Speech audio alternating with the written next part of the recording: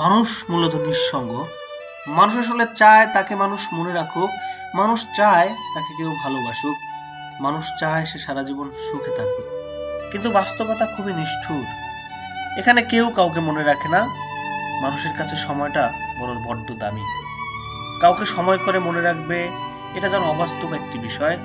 মানুষকে কেউ ভালোবাসবে এর চেয়ে ভয়ঙ্কর বিলাসিতা আর একটিও নেই। এখানে কেউ কাউকে ভালোবাসে না।